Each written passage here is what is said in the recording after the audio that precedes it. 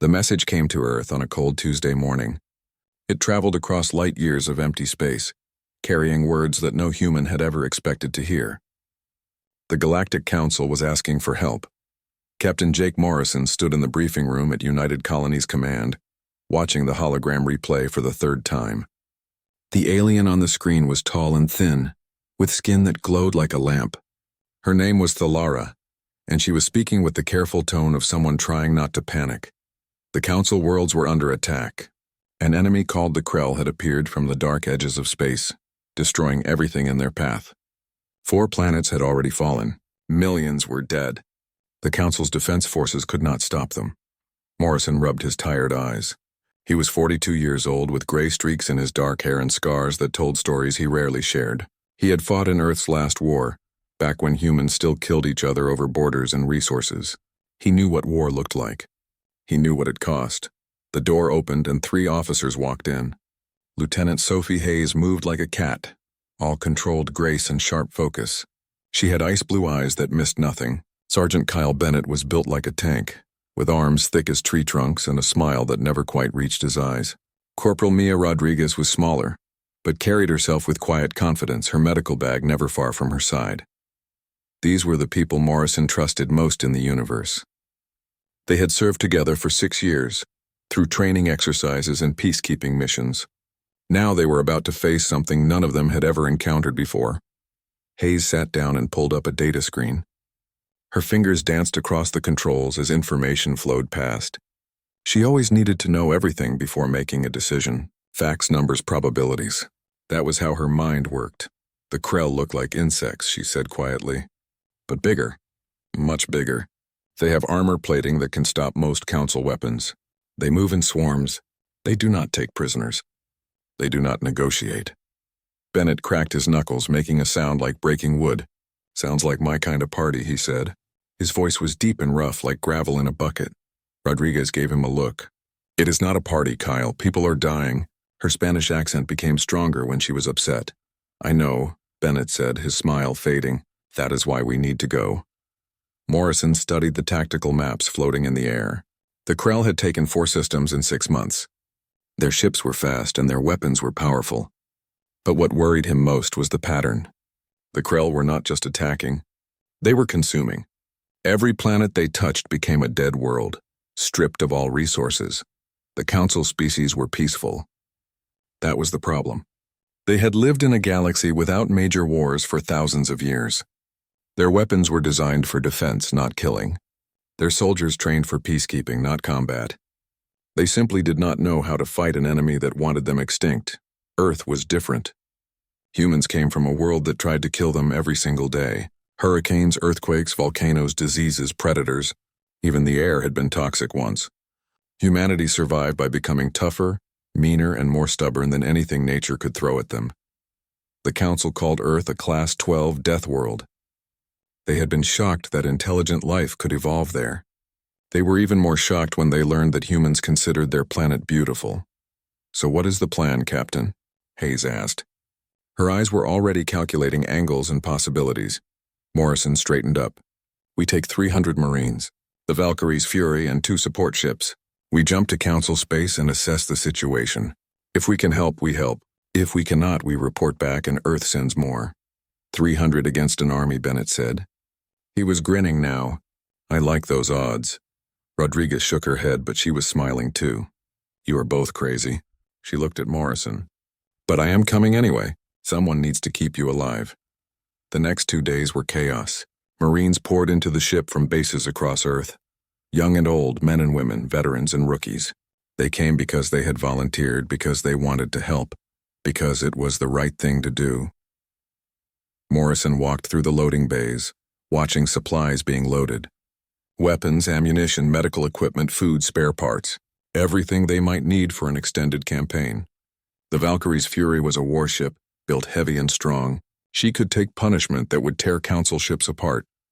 Hayes found him standing by the main airlock.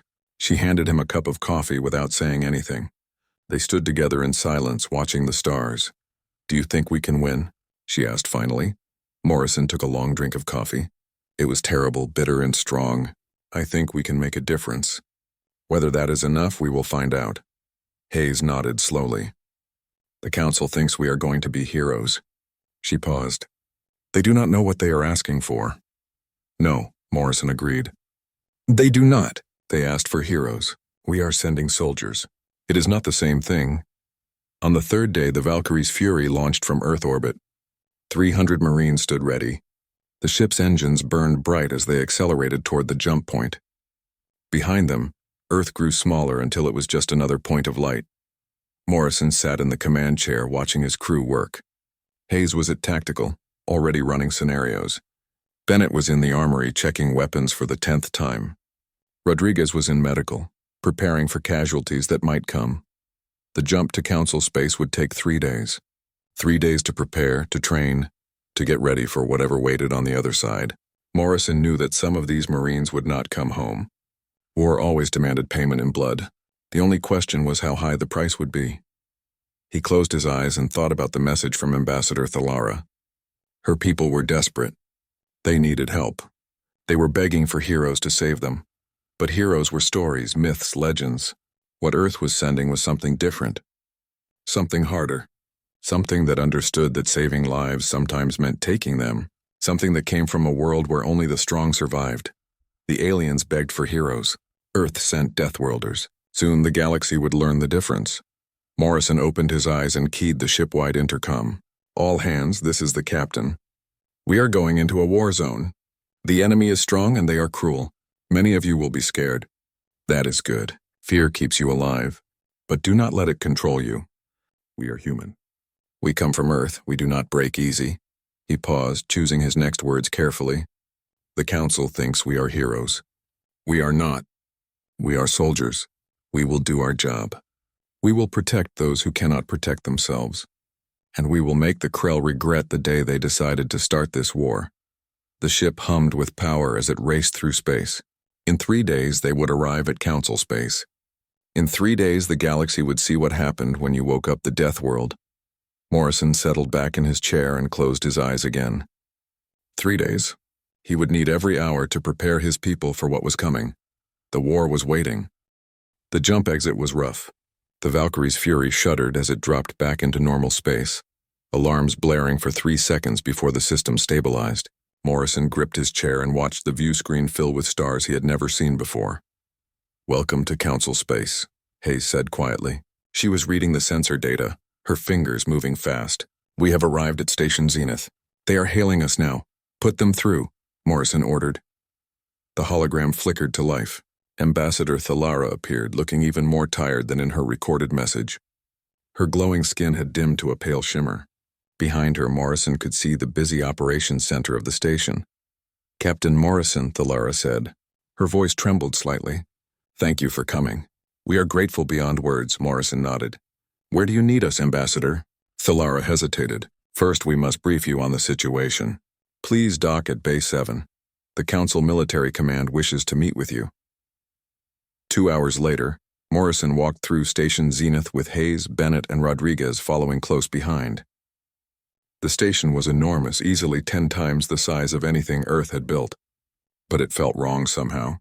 Too clean, too peaceful, like a shopping mall pretending to be a military base. Aliens stopped to stare as the humans passed. Morrison could see the fear in their eyes. Some species backed away. Others whispered to each other in languages the translation devices could not catch. The humans were taller, heavier, more muscular than most of the aliens. They moved with a predatory grace that made peaceful species nervous. Bennett was grinning. He enjoyed making people uncomfortable. Rodriguez elbowed him in the ribs. Stop that, she hissed. You are scaring them. Good, Bennett replied. Maybe they will take this war seriously now. The council chamber was a massive oval room with seats arranged in circles. Dozens of aliens sat watching as Morrison's team entered. Thalara stood at the center podium, looking small and fragile under the lights. Captain Morrison, she began. Let me explain our situation. The Krell have taken 4 worlds. Our defense fleets cannot stop them. We have tried direct combat, defensive positions, even retreat and regroup tactics. Nothing works. They are too strong, too fast, too numerous. Morrison listened as she described battles lost, ships destroyed, millions killed. The Council forces had done their best, but their best was not enough. They were scientists, explorers, artists, not soldiers. When she finished, Morrison asked the question that had been bothering him. "What is your acceptable casualty ratio?" The room went silent. Aliens looked at each other in confusion. Thalara blinked her large eyes. "I do not understand the question. How many enemies should we kill for each human we lose?" Morrison clarified. "What numbers are acceptable to win this war?" The horror on their faces told him everything. These people did not think in terms of acceptable losses. They wanted to save everyone. They wanted war without death. "That was impossible, Captain," Thalara said slowly. "We hope to minimize all casualties. We want a defensive strategy that protects our people while finding a peaceful solution." Morrison felt his jaw tighten. "Ambassador, peace is not an option here. The Krell do not negotiate. They do not surrender. They consume. The only way to stop them is to kill them. All of them." The chamber erupted in shocked murmurs. Several aliens stood up, speaking rapidly in their own languages. One of them, a furry creature with 6 limbs, pointed at Morrison and shouted something that the translator rendered as barbaric. Hayes stepped forward, her voice cutting through the noise like a knife. "We did not come here to debate philosophy. You asked for help, we came. If you want us to win this war, you need to accept how wars are won. With violence, with sacrifice, with blood." The silence that followed was thick and heavy. Finally, an older alien with scaled skin and wise eyes spoke up. "I am Commander Vren of the Quilnath Defense Corps. I have studied military history for many years. The humans are correct. We asked them to fight a war. War has rules we do not like, but those rules are real." Thalara looked like she might cry. "Very well, Captain Morrison. What do you need from us?" "Intelligence," Morrison said. "Everything you know about Krell positions, ship types, tactics. And stay out of our way. My people will handle the combat. Your people should focus on evacuation, medical support, and logistics." He pulled up a star map on the main screen. "Where is the nearest Krell position?" "Thyron 7, Vren answered. "A research colony with 50,000 civilians. The Krell have it surrounded. Our fleet tried to break through 3 times. We lost 20 ships and accomplished nothing." Morrison studied the tactical data. The Krell had 15 capital ships and hundreds of smaller craft forming a blockade. It was a strong position. Any conventional assault would fail. "Good thing we are not conventional," Bennett muttered. "We can break that blockade," Morrison said. "Give us 72 hours, 72 hours? Thalara gasped. "Captain, we have been trying for 3 months.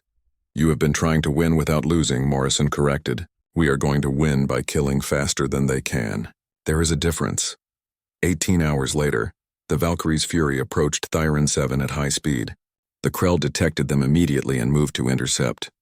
Their ships were organic-looking, like giant insects grown in space. They moved in swarms, just like Hayes had said.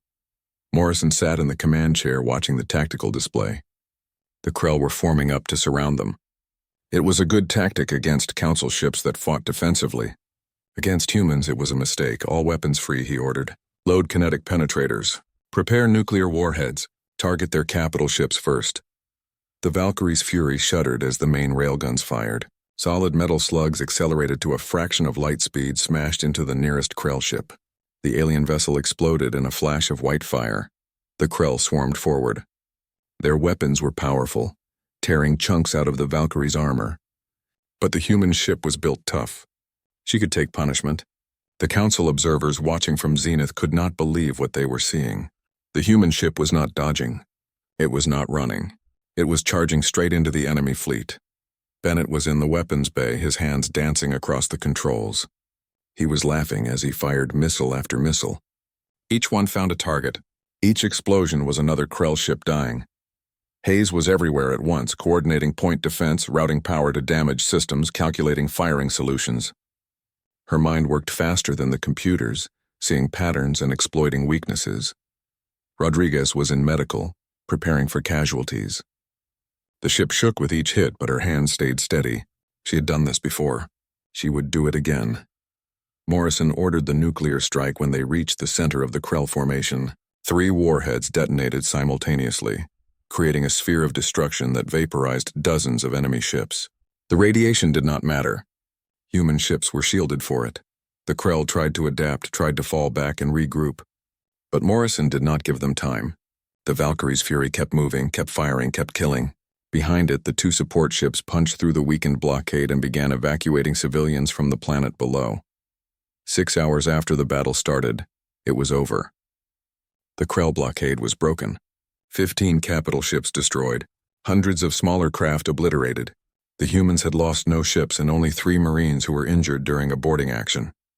At Station Zenith, the Council watched in stunned silence. Thalara sat down slowly, her skin flickering between a dozen colors. Commander Vren was leaning forward, his eyes wide with something that might have been awe or might have been fear. "What have we invited into our galaxy?" someone whispered. Morrison stood on the bridge of his battered ship and looked at the debris field floating around them. Thousands of dead Krell, millions of tons of destroyed ships. This was what war looked like when fought by people who understood it. The Council had begged for heroes. They got soldiers instead, and the galaxy would never be the same. 3 months passed like a storm across the galaxy. The humans fought battle after battle, pushing the Krell back system by system. Each victory was brutal and efficient. The Marines lost people, but they kept winning. The Council did not know whether to be grateful or terrified. Morrison stood in front of the memorial wall on the Valkyrie's fury. Names were carved into the metal. 37 names now. 37 Marines who would never go home. He touched each name, remembering their faces, their voices, their stories. A Vexari journalist named Selene had asked to join them 2 weeks ago. She wanted to make a documentary about the human warriors. Morrison had said no 3 times before finally agreeing. Now she followed them everywhere with her recording devices, capturing everything. She found Rodriguez sitting alone in the medical bay after a hard battle. The corporal's hands were shaking. Blood still stained her uniform, though none of it was hers. Rodriguez was crying silently, tears running down her face. Selene hesitated, then sat down beside her. "Do you want me to turn off the camera?" Rodriguez shook her head. "No, let them see." "Let everyone see what this costs. Who did you lose?" Selene asked gently. Private Danny Chen. He was 19 years old. Rodriguez wiped her eyes, but the tears kept coming. He had a piece of shrapnel in his chest. "I tried everything. I tried so hard, but it was too deep, too close to his heart. He died holding my hand, asking me to tell his mother he was brave." Selena felt something break inside her chest. She had thought humans were monsters who enjoyed killing. But this woman was crying for a boy she could not save. That was not monstrous. That was heartbreaking. In the armory, Selene found Bennett teaching a group of young Quillnath soldiers how to maintain their weapons. His huge hands moved with surprising gentleness as he showed them how to clean the firing mechanisms.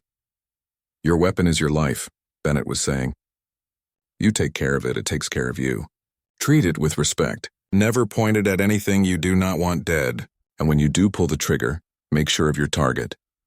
One of the young aliens raised a tentacle nervously. "Sergeant Bennett, is it true you laugh during combat?" Bennett's smile faded. "Sometimes. Not because I think it is funny. Not because I enjoy killing." He paused, choosing his words carefully. "I laugh because I am scared. I laugh because if I do not laugh, I will scream. I laugh because it is better than crying." The young soldier looked confused. "But humans are not supposed to feel fear. You are from a death world, kid," Bennett said quietly. "Being from a death world does not mean we do not feel fear. It means we learn to keep fighting even when we are terrified. That is the difference." Selene recorded it all. She captured Hayes playing chess with Commander Vren, both of them laughing at some shared joke. She filmed Morrison visiting wounded Marines in the medical bay, knowing every single name and story. She watched Bennett carrying an injured Marine through enemy fire, refusing to leave anyone behind. The humans were not monsters. They were people who had learned to do monstrous things because someone had to, and it was destroying them piece by piece. The Krell were learning too. The hive mind was adapting to human tactics. They started setting traps designed specifically for aggressive attackers. They used ambushes. They sacrificed small forces to study human responses. On Ceres Prime, a mining world in the outer systems, the humans walked into the worst trap of the war. The Krell had sacrificed an entire fleet to lure them in. When the Valkyrie's fury jumped into the system, they found themselves surrounded by 3 times the expected enemy forces. Morrison knew immediately they had made a mistake. "Fall back," he ordered. "All units retreat to the rally point." Fighting withdrawal formation, but the Krell were ready for that too. They had blocking forces positioned at every escape route. The Marines had to fight their way out meter by meter, paying for every step with blood. Hayes was coordinating the retreat when an explosion tore through the tactical station. She was thrown across the bridge, her left arm twisted at a wrong angle. She tried to get up and fell back down, gasping in pain. Bennett saw her fall. He was supposed to be covering the southern approach, but he abandoned his position and ran to her side. He scooped her up with one arm while firing his weapon with the other. "You idiot," Hayes gasped through gritted teeth. "You left your post?" "Yeah." Bennett grunted as he ran, dodging enemy fire. "You're welcome." He carried her to a collapsed bunker where Rodriguez had set up an emergency aid station. The medic took one look at Hayes and started working immediately, her hands moving with practiced efficiency, even as the walls shook from explosions outside. "I need to give you something for the pain," Rodriguez said. "You're going to hate me for a few hours, but you will live.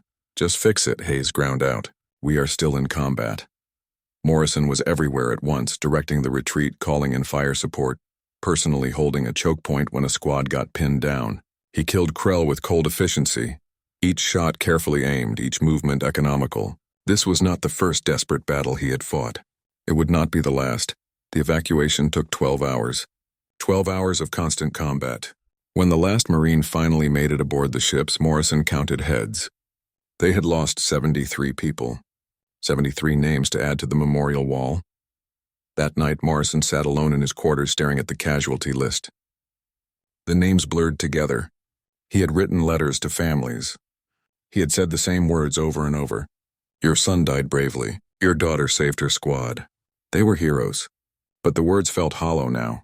Were these people really heroes? Or were they just young men and women who died far from home because someone had to stop the Krell? Morrison did not know anymore. He was too tired to know. His door chimed. "Come in," he said without looking up. Ambassador Thalara entered quietly. She had changed over the past 3 months. The soft diplomat who had first greeted them was gone. War had hardened her, taught her lessons she never wanted to learn. She sat down across from Morrison without asking permission. "I saw the casualty reports." Morrison nodded but said nothing. "I am sorry, Captain. We asked too much of you." "No," Morrison said quietly. "You asked for help. We chose to give it. The price is on us." They sat in silence for a long moment. Finally, Thalara spoke again. "The galaxy needed this. Not the war, but the reminder that peace must be defended. That civilization is not free. Someone has to pay the price." Morrison looked at her. "Will the Council remember that after the Krell are gone?" Thalara wanted to say yes. She wanted to promise that the Council would learn, would change, would become something stronger. But she could not lie to this man who had lost so much for her people. "I do not know," she admitted. "I hope so." Morrison nodded slowly. "That will have to be enough." After Thalara left, Morrison returned to his casualty list. 73 names. 73 people who would never see Earth again. He touched the screen gently, as if the names were carved in stone rather than displayed in light. The war was not over. The Krell were still out there, still dangerous, still killing. But something had changed.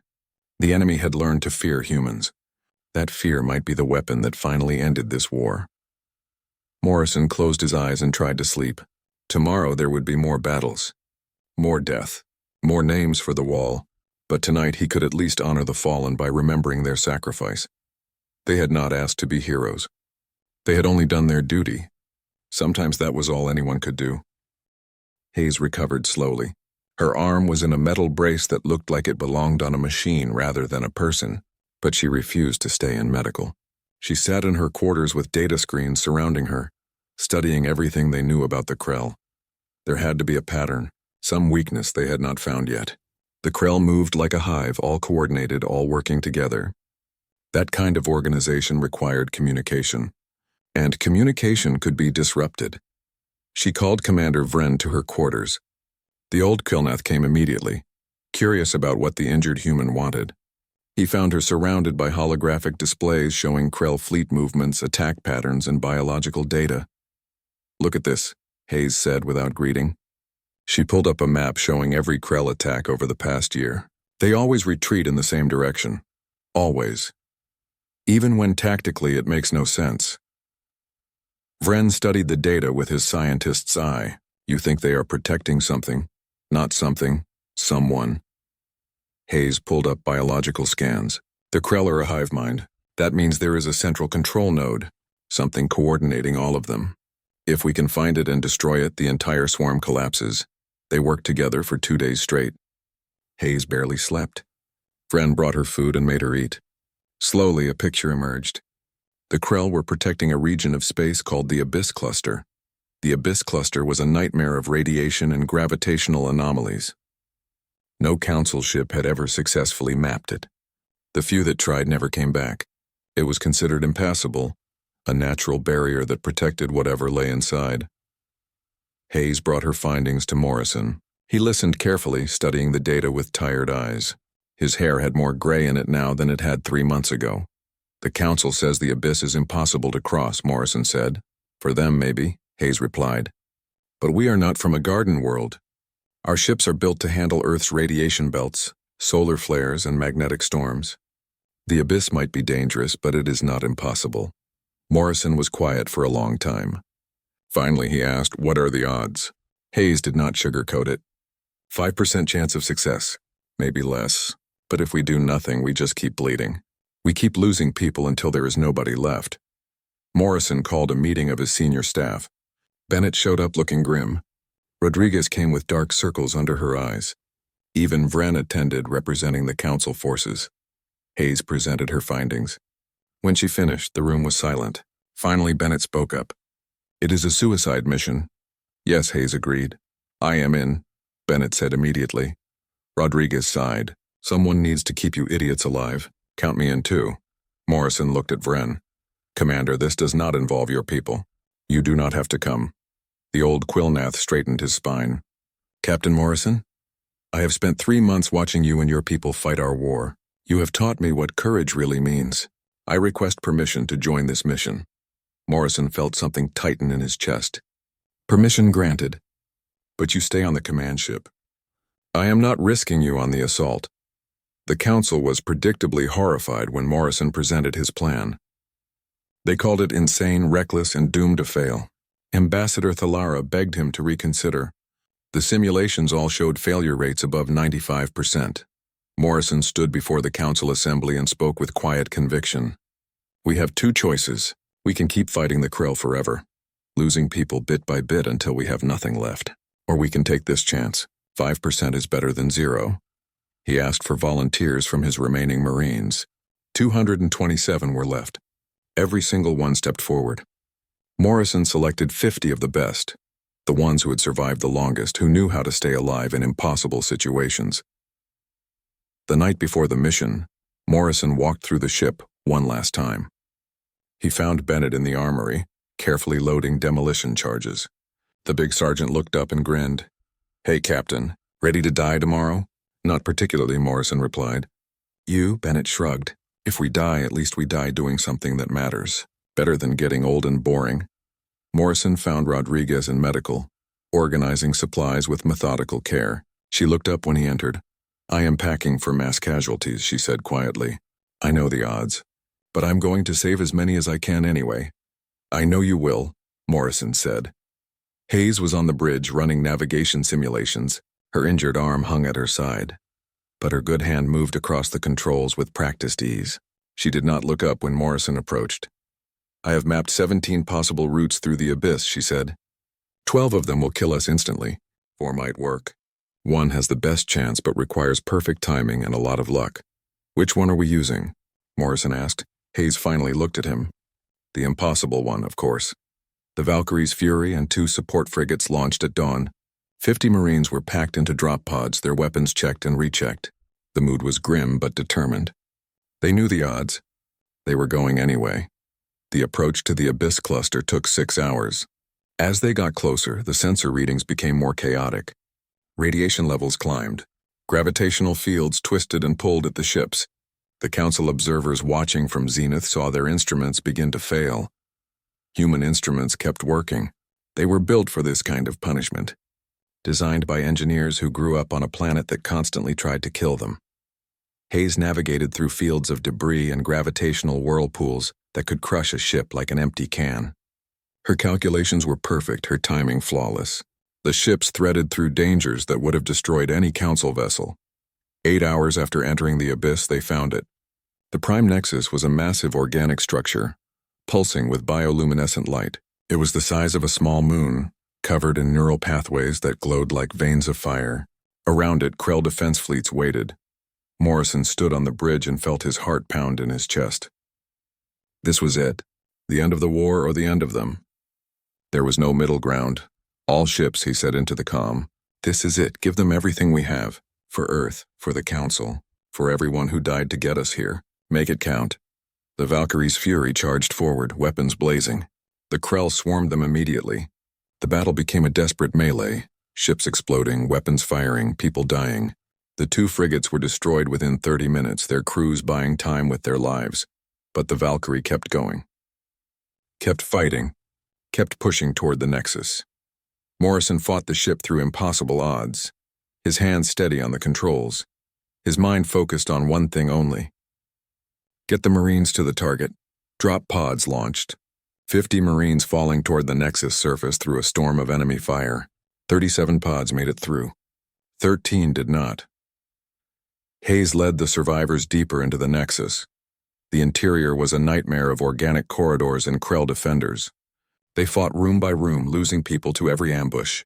Hayes took another hit, this one to her leg. She kept moving anyway, refusing to slow down. Bennett carried the demolition charges, his armor scorched and dented. A plasma blast caught him in the chest. He went down hard but got back up, coughing blood inside his helmet. Not today, he growled. I am not dying today. Rodriguez worked miracles, keeping people alive who should have been dead. Her hands were steady even as the world exploded around her. They reached the neural core. Bennett planted the charges with shaking hands, setting the timer for 10 minutes. Then they ran, fighting their way back through corridors filled with Krell carrying their wounded and dead. 18 Marines made it back to the Valkyrie. 18 out of 50. Morrison piloted the dying ship away from the Nexus. Every system failing, the hull breached in a dozen places. Behind them, the charges detonated. The prime Nexus convulsed, its neural pathways overloaded. The psychic shockwave spread across the galaxy at the speed of thought. Every Krell organism stopped moving at once, their connection to the hive mind severed forever. The war was over. They had won, and the price had been terrible. The Valkyrie's fury limped home on emergency power. The ship was more patched than hull by the time they reached Council space. Every corridor showed signs of battle. Blast marks on the walls, dried blood on the floors, empty bunks where Marines used to sleep. Morrison stood on the bridge as they approached Station Zenith. Through the view screen, he could see hundreds of ships gathered. Council vessels from every member species. They were all waiting, all watching. As the Valkyrie came into view, the fleet began to flash their running lights in sequence. It took Morrison a moment to understand. They were saluting. Every ship in the fleet was honoring the humans who had saved them. Hayes sat at the tactical station, her arm in a sling, her leg wrapped in bandages. She watched the salute with no expression on her face. Beside her, Vren was openly crying. The old Quilnath had lost many friends during the war. Now he wept with relief that it was finally over. In the medical bay, Rodriguez was finishing her work. Bennett lay on a bed, his chest covered in healing gel. He would live, but the injuries would leave scars, physical ones to match the mental ones they all carried now. How many did we lose? Bennett asked quietly. Rodriguez did not want to answer, but she did anyway. 147. Out of 300 who left Earth, only 153 were coming home. Bennett closed his eyes. That is almost half, yes, Rodriguez whispered. Almost half. The docking procedure took hours. Council medical teams came aboard to help with the wounded. Engineers assessed the damage to the ship. News crews waited outside, eager to interview the heroes who saved the galaxy. But the Marines did not feel like heroes. They felt tired, broken, old beyond their years. They had done what needed to be done, but the price was written in the names on the memorial wall. A week later, the Council held a massive ceremony on Council Prime, the capital world. Thousands of aliens gathered to watch. The human Marines stood in formation, wearing their dress uniforms. Many had visible injuries. Some were in wheelchairs or on crutches. Ambassador Thalara gave a speech about courage and sacrifice. She spoke of the darkness that threatened to consume the galaxy, and the light that drove it back. She thanked humanity for teaching the Council what true strength meant. Then came the awards. Every Marine received the Star of Valor, the highest military honor the Council could give. Hayes accepted hers in a wheelchair, her injuries still healing. Bennett stood at attention despite obvious pain. Rodriguez wept silently as Morrison read the names of the fallen, 147 names. Morrison read every single one. He owed them that much. The galaxy needed to know who paid the price for their safety. When the ceremony ended, Morrison was escorted to a private meeting with the Council leadership. They sat around a massive table, the most powerful beings in the galaxy. They looked at him with respect and something that might have been fear. Captain Morrison, the Council speaker, began. We wish to offer you command of the new Joint Defense Force. It will be a permanent military alliance between humanity and the Council. You would have complete authority over all military operations. Morrison looked at each Council member in turn. Then he shook his head. I decline. The room fell silent. Finally, Thalara spoke. May we ask why? Morrison stood up. Because you still do not understand what you asked of us. You begged for heroes. You wanted saviors who would protect you without cost. What you got were soldiers who paid in blood for every victory. We are not your permanent solution. He leaned forward, his hands on the table. Earth will help train your forces. We will share our tactics and technology. But your people need to learn to defend themselves. You cannot rely on Deathworlders to do your fighting forever. Peace that depends on others is not real peace. The Council members looked at each other. Commander Vren spoke up. The captain is correct.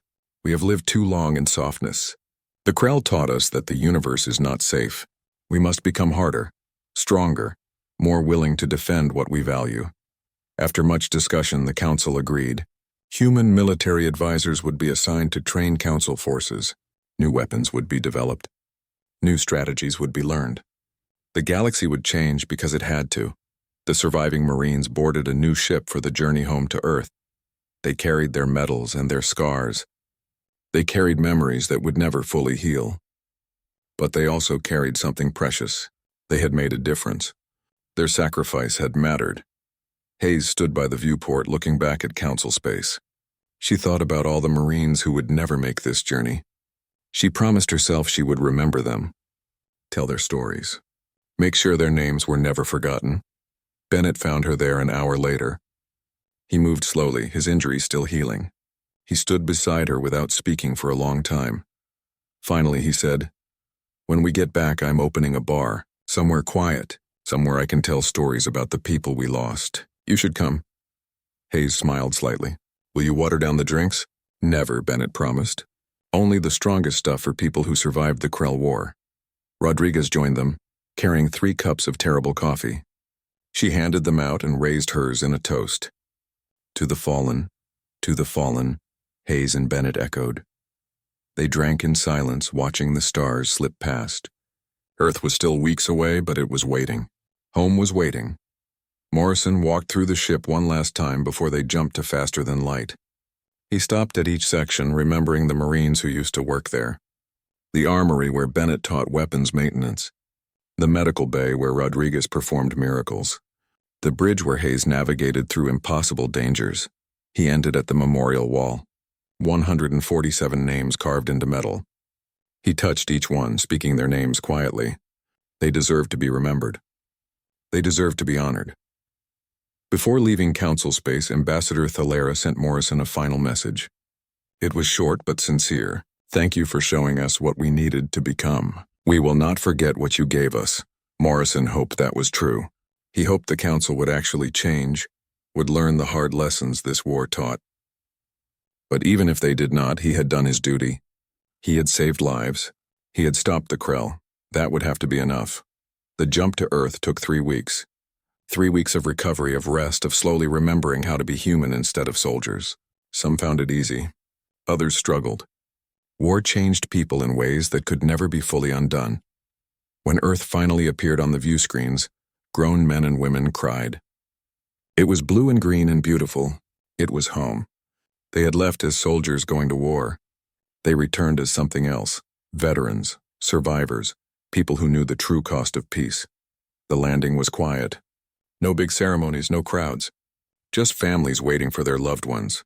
Parents, children, husbands, wives. People who had spent months wondering if they would ever see their Marines again. Morrison was the last to leave the ship. He stood at the top of the ramp looking down at Earth soil. He had left this planet as a captain going to help aliens he had never met. He returned as a man who understood the weight of command, the cost of victory, and the price of being from a death world. Hayes, Bennett, and Rodriguez waited for him at the bottom of the ramp. They were his family now, bound together by shared trauma and survival. They would carry their scars forever, but they would carry them together. The aliens had begged for heroes. Earth sent Deathworlders instead. Soldiers who understood that saving lives sometimes required taking them. Warriors who knew that peace was not free. People who were willing to pay the price that softer species could not. That was what it meant to be from Earth. Not that you were fearless, but that you fought anyway. Not that killing was easy, but that you did it when necessary. Not that you were monsters, but that you were willing to become monstrous to protect the innocent. The war was over. The galaxy was safe. And 147 names on a memorial wall would forever remind everyone of the price that safety demanded. Morrison walked down the ramp and set foot on Earth. Behind him, the Valkyrie's Fury sat silent and still. She had carried them through hell and brought them home. She deserved her rest, so did they all. 5 years passed like water through open fingers. The galaxy changed in ways both large and small. The Krell were gone, their ships floating dead in space, their worlds empty and silent. But the lessons they taught remained. On Council Prime, a massive memorial stood in the center of the capital city. Black stone carved with names, 147 human names. Below them, in smaller letters, thousands of Council citizens who died before the humans arrived. The memorial was simple but powerful.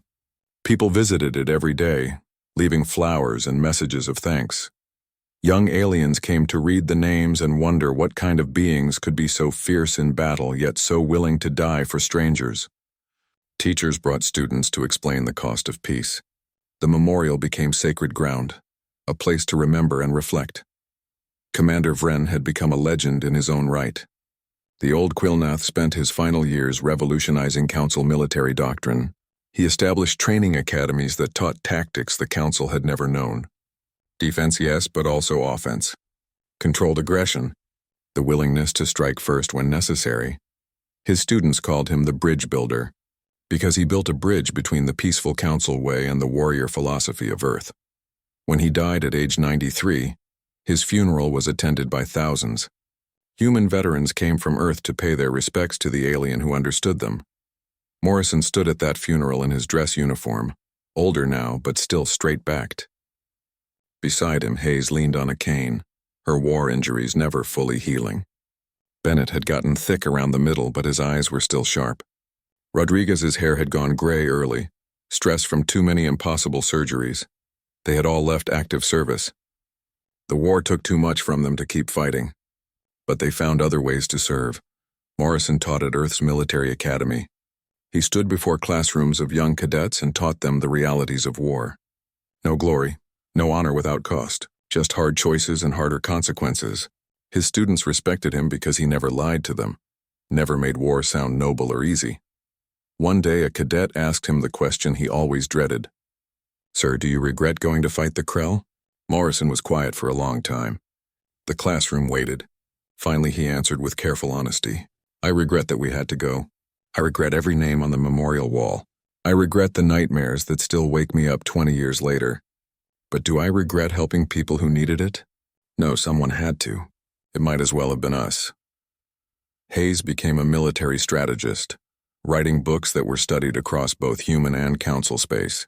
Her work on asymmetric warfare and force multiplication changed how smaller forces could defend against larger ones. She never mentioned her own role in the Krell War. The books spoke for themselves. She lived quietly in a small house by the ocean, spending her days writing and her evenings watching the sunset. Sometimes Bennett and Rodriguez visited. They would sit on her porch drinking terrible coffee and not talking about the war. The silence between them was comfortable. They did not need words. Bennett did open his bar just like he promised. It was called the Valkyrie, named after their ship. Veterans came from across Earth to drink there, to share stories, to be around people who understood. The walls were covered with photos. Young faces frozen in time, too many of them dead now. Bennett served drinks and listened to stories. He never talked about his own experiences unless asked directly. But sometimes late at night, after everyone else had gone home, he would stand behind the bar and look at those photos. His eyes would get distant. His hands would shake slightly. Then he would pour himself a drink and toast the empty room. To the ones who did not make it home, he would whisper. Rodriguez worked at a veterans hospital, helping people who came back broken from various conflicts. Earth still had wars, though none as large as the Krell. She understood trauma in ways civilian doctors could not. She knew what it was like to carry guilt, to replay failures, to wake up screaming. She saved lives in the hospital just like she saved them in combat. Different methods, same mission. Keep people alive. Give them a chance to heal. Let them know they are not alone. The four of them met once a year on the anniversary of the battle at Thyron 7, the day the galaxy learned what Earth could do. They would gather at Morrison's house, drink too much, tell old stories, and remember the people who were not there. 20 years after the war ended, a delegation from the Council came to Earth. They wanted to commission a second memorial, this one on Earth itself, a place where human families could visit without traveling to Council space. Morrison was asked to choose the location. He picked a hill overlooking the ocean with a view that stretched to the horizon. The memorial was simple, just the names carved in stone that would last forever. 147 names. 147 lives given for a galaxy that barely knew Earth existed. At the dedication ceremony, Morrison gave a speech. His voice was older now, rough with age and emotion. He spoke about the difference between heroes and soldiers. Heroes were stories, myths, legends. Soldiers were real people with families and fears and dreams cut short. The galaxy asked for heroes, he said. We sent soldiers. They did not want glory. They did not seek fame. They just did their duty. They protected people who could not protect themselves, and they paid for it with everything they had. He paused, looking at the names carved in stone. These were not the best of us. They were just ordinary people who did extraordinary things when called. That makes their sacrifice more meaningful, not less. Anyone can be a hero in a story. It takes something special to be a soldier in reality. The crowd was silent. Then someone started clapping. Others joined. Soon everyone was applauding, not for victory or glory, but for honest sacrifice honestly acknowledged. After the ceremony, Morrison stood alone at the memorial. The sun was setting, painting the sky in shades of orange and red. He touched each name one more time, the way he had done 1,000 times before. Ambassador Thalara found him there. She was old now, too, her glowing skin dimmed with age. She had retired from politics years ago, but still served as a cultural liaison between Earth and the Council. She understood humans better than any other alien alive. Do you think we learned? She asked quietly. Do you think the Council really changed? Morrison considered the question carefully. Some did. Some of you understood what we were trying to teach. That peace is not the absence of violence. Peace is what you get when you are strong enough to protect what you value. And the others? Thalara asked. Morrison smiled sadly. The others will learn eventually. Or they will not survive. The universe is not kind. It does not care about good intentions. It only cares about who is strong enough to endure. They stood together in silence, watching the sun disappear below the horizon. Two old warriors from different worlds bound by shared history and mutual respect. Finally, Thalara spoke again. Thank you. For everything. For coming when we called. For teaching us what we needed to know. For paying a price we could not pay ourselves. Morrison nodded. You are welcome. Just remember it. Remember what it cost. And try to be worthy of it. Years later, when Morrison finally died at age 78, his funeral was attended by people from a dozen worlds. Hayes, Bennett, and Rodriguez were all there, old and tired but still standing. Council ambassadors came. Veterans from wars that happened after the Krell. Students who learned from his teachings. They buried him on that hill overlooking the ocean, next to the memorial. His gravestone was simple. Just his name, his rank, and a single line. He answered the call. The story of the Krell War became legend. Children learned about it in schools across the galaxy. The documentary Celine made was shown to millions. But the truth was simpler and sadder than any legend. The galaxy had begged for heroes. Earth sent Deathworlders, people who understood that life on a harsh world taught harsh lessons, that survival required strength, that protecting others sometimes meant becoming the monster that scared away bigger monsters. They were not noble. They were not pure. They were just willing to do what needed to be done and live with the consequences. That willingness, that terrible burden accepted without complaint, was what saved the galaxy. On quiet nights, when the memorial stood empty under the stars, if you listened carefully, you might hear whispers, the voices of 147 people who never made it home. They were not crying. They were not angry. They were simply there watching over a galaxy they saved. The aliens begged for heroes. Earth sent something better. It sent people who understood that real strength is not the absence of fear but action despite it. That true courage is doing what must be done knowing the cost. That was the gift of the death world. Not fearlessness, but the willingness to be afraid and fight anyway. Not cruelty, but the capacity for necessary violence. Not monsters, but people who would become monstrous to protect the innocent. The galaxy would never forget the difference, and neither would Earth.